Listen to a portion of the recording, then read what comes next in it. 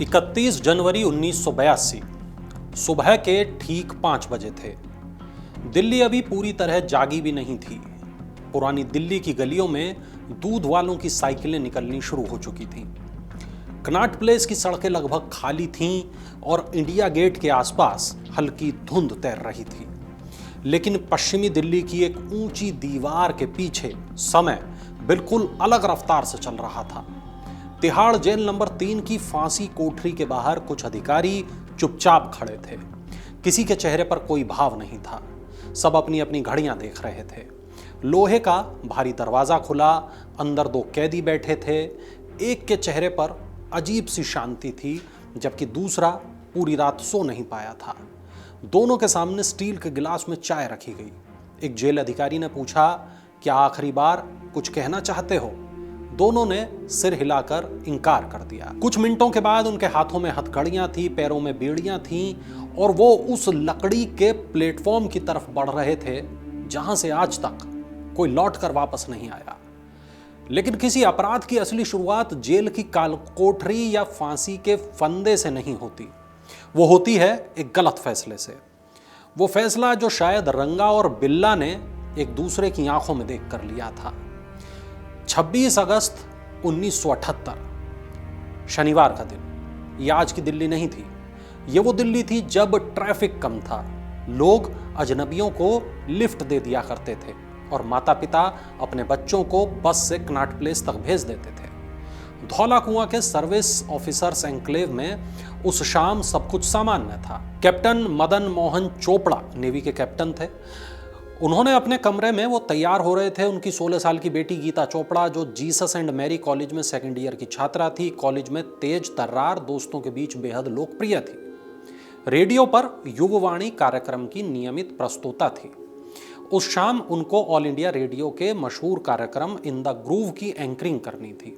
उनके साथ था 14 साल का उनका छोटा भाई संजय, जो मॉडर्न स्कूल में पढ़ता था। बहन के साथ रेडियो स्टेशन जाने को लेकर बेहद उत्साहित था। सुबह से हल्की बारिश हो रही थी। शाम 6:15 पर दोनों घर से निकले। तय हुआ कि रास्ते में लिफ्ट मिल गई तो ठीक, नहीं तो बस पकड़ लेंगे। जाते जाते कैप्टन चोपड़ा ने केवल इतना कहा कि शो खत्म होने के बाद मैं 9 बजे गेट पर मिलूंगा। उन्हें नहीं पता था कि ये अपने बच्चों से उनकी आखिरी बातचीत होगी। ठीक रात 8 बजे कैप्टन चोपड़ा और उनकी पत्नी ने रेडियो ऑन किया। आज उनकी बेटी पूरे दिल्ली शहर से बात करने वाली थी। पति पत्नी दोनों मुस्कुरा रहे थे, लेकिन स्पीकर से जो आवाज आई वो गीता की नहीं थी। पहले उन्हें लगा कि शायद कार्यक्रम बदल गया होगा या गलत स्टेशन लग गया होगा, लेकिन सच्चाई इससे ज्यादा कहीं भयावह थी। उस समय उनकी बेटी और उनका बेटा दिल्ली की एक सड़क पर जिंदगी और मौत के बीच फंसे हुए थे। उधर शाम करीब 6:30 बजे गुरुद्वारा बंगला साहिब से निकलकर भगवान दास नाम का एक शख्स अपने स्कूटर से नॉर्थ एवेन्यू की तरफ जा रहा था। तभी उसकी नजर मस्टर्ड कलर की फिएट कार पर पड़ी। कार के अंदर से उसे किसी लड़की की दबे स्वर में चीख सुनाई दी। उसने तुरंत स्कूटर रोका, पीछे मुड़कर देखा। पिछली सीट पर एक लड़की ड्राइवर के बाल खींच रही थी और उसके बगल में बैठा एक लड़का सामने बैठे आदमी से भिड़ा हुआ था। भगवान दास कार की तरफ दौड़ा, लेकिन इससे पहले वो दरवाजा पकड़ पाता, कार तेज रफ्तार से आगे निकल गई। उसने तुरंत पुलिस कंट्रोल रूम में फोन किया। वक्त था शाम 6:44। अगर उस कॉल पर उसी समय कार्रवाई होती तो शायद इस कहानी का अंत कुछ और होता, लेकिन कहानी यहां खत्म नहीं होती। करीब 1 मिनट के बाद दिल्ली विकास प्राधिकरण में काम करने वाले जूनियर इंजीनियर इंद्रजीत सिंह बाबा खड़क सिंह मार्ग से अपने स्कूटर पर घर लौट रहे थे। अचानक वही फिएट कार उन्हें ओवरटेक करती है। कुछ सेकंड के लिए उनकी नजर कार की पिछली सीट पर जाती है। वहां एक लड़का और एक लड़की संघर्ष कर रहे हैं। इंद्रजीत स्कूटर की रफ्तार बढ़ाते हैं, कार के बिल्कुल बराबर में पहुंच जाते हैं। वो जोर से चिल्लाते हैं, क्या हुआ? पीछे बैठा लड़का शीशे से अपना चेहरा सटा देता है। उसकी टी शर्ट खून से भीगी हुई है। वो अपना कंधा दिखाता है, हाथ हिलाकर मदद मांगता है। इंद्रजीत कार का पीछा करना शुरू कर देते हैं। फिएट कार आगे, स्कूटर पीछे। दोनों तेज रफ्तार से शंकर रोड की तरफ बढ़ रहे थे। तभी सिग्नल लाल हो गया। कार बिना रुके लाल बत्ती तोड़कर निकल गई, लेकिन दूसरी तरफ ट्रैफिक शुरू हो चुका था। इंद्रजीत को रुकना पड़ा। कुछ सेकंड के बाद कार रिज रोड के अंधेरे में गायब हो चुकी थी। बाद में उन्होंने पुलिस से सिर्फ इतना कहा कि अगर सिग्नल लाल नहीं होता तो शायद मैं उन्हें बचा लेता। उधर रात 9 बजे कैप्टन चोपड़ा अपने स्कूटर से आकाशवाणी भवन पहुंचे। गेट पर 5 मिनट, 10 मिनट, 15 मिनट तक इंतजार किया, लेकिन बच्चे बाहर नहीं आए। वो अंदर गए, स्टूडियो में पूछा तो जवाब मिला कि गीता और संजय तो आज रिकॉर्डिंग के लिए पहुंचे ही नहीं। ये एक ऐसा वाक्य था जिसने एक पिता की पूरी दुनिया बदल दी। उन्होंने तुरंत घर फोन किया। पत्नी ने कहा बच्चे यहां भी नहीं हैं। रात 10:15 पर पुलिस कंट्रोल रूम में पहली गुमशुदगी की रिपोर्ट दर्ज होती है, फिर दूसरी, फिर तीसरी। पूरी दिल्ली पुलिस हरकत में आ गई। लेकिन उसी समय दिल्ली रिज के सुनसान इलाके की तरफ वही फिएट कार बढ़ रही थी और उस कार में बैठे 4 लोगों में से 2 अगले 2 दिनों में पूरे देश में नफरत का केंद्र बनने वाले थे, और बचे हुए 2 पूरे देश का दर्द। उधर पूरी दिल्ली पुलिस वायरलेस सेट पर एक ही संदेश बार बार दोहरा रही थी। 2 किशोर भाई बहन लापता हैं। एक लड़की उम्र 16 साल, एक लड़का उम्र 14 साल। दोनों शाम 6:15 के बाद से नहीं दिखे। लेकिन उस रात दिल्ली बहुत बड़ी थी और सुराग बहुत छोटे। पुलिस कंट्रोल रूम में भगवान दास की कॉल पहले ही दर्ज हो चुकी थी। दूसरी तरफ इंद्रजीत सिंह भी खून से सनी टी-शर्ट वाले लड़के का बयान देकर लौट चुके थे। लेकिन किसी ने यह नहीं जोड़ा कि दोनों फोन कॉल एक ही कार की तरफ इशारा कर रहे थे। 2 सूचनाएं, 2 गवाह, लेकिन उनके बीच का धागा पुलिस समय रहते नहीं पकड़ सकी।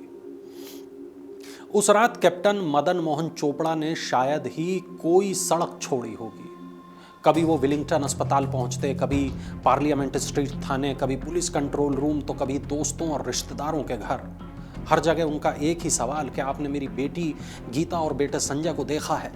जवाब हर बार एक ही मिलता, नहीं। समय बीतता गया, रात खत्म हो गई, सुबह आ गई, लेकिन एक दिन और निकल गया। संजय और गीता का कोई सुराग नहीं मिला। 28 अगस्त की शाम दिल्ली रिज इलाके में अपने मवेशी चरा रहे एक व्यक्ति की नज़र झाड़ियों की तरफ गई। दूर से उसे लगा जैसे कोई कपड़े पड़े थे। वो थोड़ा नज़दीक गया, अगले ही पल उसके कदम रुक गए। वहाँ पड़ी थी 2 लाशें, एक किशोरी और एक किशोर, गीता और संजय। कुछ देर के बाद पुलिस पहुंची, फिर फॉरेंसिक टीम पहुंची, आखिर में वहां पहुंचे कैप्टन MM चोपड़ा। कहते हैं कि किसी पिता के लिए दुनिया का सबसे कठिन पल अपने बच्चों की पहचान करना होता है। उस दिन कैप्टन चोपड़ा ने वही किया। कुछ ही घंटों के बाद पूरे देश को पता चल चुका था कि दिल्ली की सड़कों पर सिर्फ 2 बच्चों की हत्या नहीं हुई, बल्कि राजधानी की सुरक्षा पर सबसे बड़ा सवाल खड़ा हो गया है।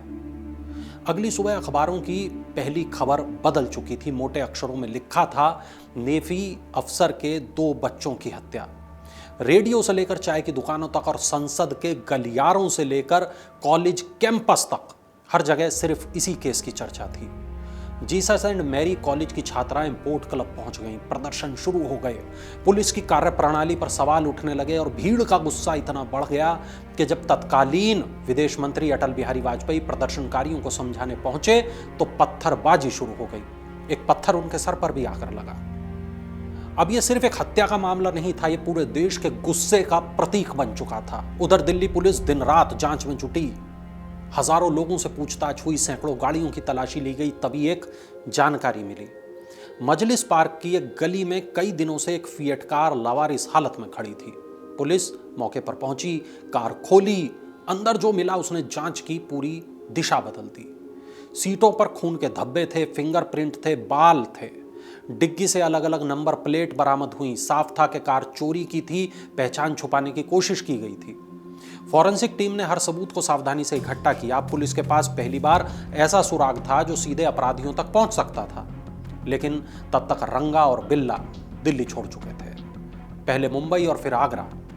उनको भरोसा था कि देश की सबसे बड़ी पुलिस उनका कुछ बिगाड़ नहीं पाएगी। अखबारों में उनकी तस्वीरें छप चुकी थी। गिरफ्तारी पर इनाम घोषित हो चुका था। पूरे उत्तर भारत में उनकी तलाश जारी थी। दिल्ली पुलिस को पूरा भरोसा था कि रंगा और बिल्ला दिल्ली की सीमा पार कर चुके होंगे, और यही हुआ भी था। दोनों पहले मुंबई पहुंचे थे, कुछ दिन वहां छुपे रहे, लेकिन जितनी तेजी से अखबारों में उनकी तस्वीरें छप रही थी, उतनी ही तेजी से उनके बच निकलने की संभावनाएं खत्म होती जा रही थी। हर पुलिस स्टेशन में उनकी तस्वीर भेजी जा चुकी थी। रेलवे स्टेशनों पर, बस अड्डों पर होटल मालिकों को सतर्क रहने के निर्देश दे दिए गए थे। पूरे उत्तर भारत में उनकी तलाश चल रही थी, लेकिन इतिहास गवाह है कि बड़े अपराधी अक्सर पुलिस की चतुराई से नहीं बल्कि अपनी एक छोटी सी गलती से पकड़े जाते हैं। रंगा और बिल्ला के साथ भी यही हुआ। 8 सितंबर 1978 की सुबह कालका मेल धीरे धीरे दिल्ली की तरफ बढ़ रही थी। ट्रेन यमुना का पुल पार कर रही थी और उसकी रफ्तार काफी कम थी। इसी दौरान 2 युवक दौड़ते हुए एक डब्बे में चढ़ गए।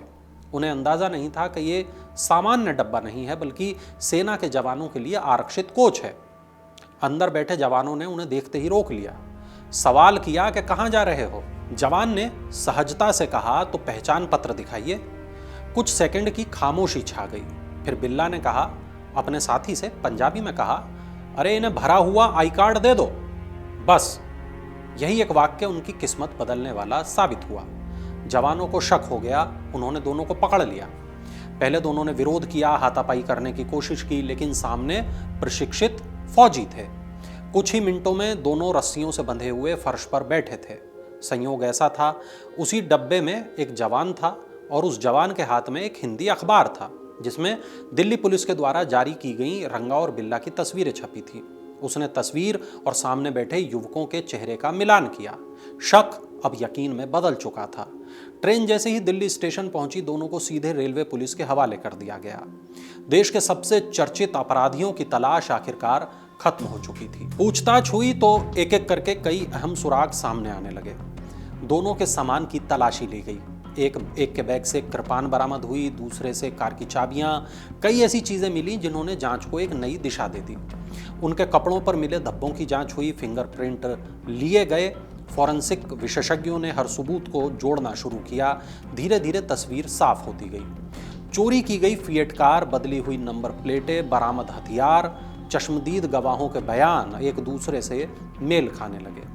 और इसके बाद शुरू हुआ उस दौर का सबसे चर्चित मुकदमा। अदालत में भगवान दास ने बताया कि उन्होंने कार के अंदर एक लड़की को ड्राइवर के बाल खींचते देखा था।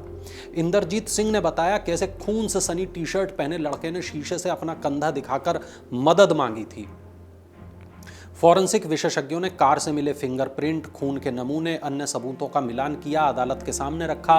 कई हफ्तों तक चली सुनवाई के बाद अदालत ने कहा कि यह अपराध सिर्फ 2 बच्चों की हत्या नहीं बल्कि ऐसा जघन्य अपराध है जिसने पूरे समाज की अंतरात्मा को झकझोर दिया है। इसके लिए इनको एक ही सजा हो सकती है, मौत। मामला यहीं नहीं रुका। फैसला हाईकोर्ट पहुंचा जहां मौत की सजा बरकरार रही। फिर सुप्रीम कोर्ट में अपील की गई लेकिन वहां भी राहत नहीं मिली। आखिर में राष्ट्रपति के पास दया याचिका भेजी गई लेकिन वो भी खारिज हो गई। अब जेल प्रशासन ने वो दस्तावेज तैयार किया जिसे जेल की भाषा में ब्लैक वारंट कहा जाता है, यानी वो कागज जो किसी इंसान की जिंदगी की आखिरी तारीख और आखिरी सुबह तय करता है। फांसी से 1 हफ्ते पहले दोनों को तिहाड़ जेल नंबर 3 की फांसी कोठरी में शिफ्ट कर दिया गया।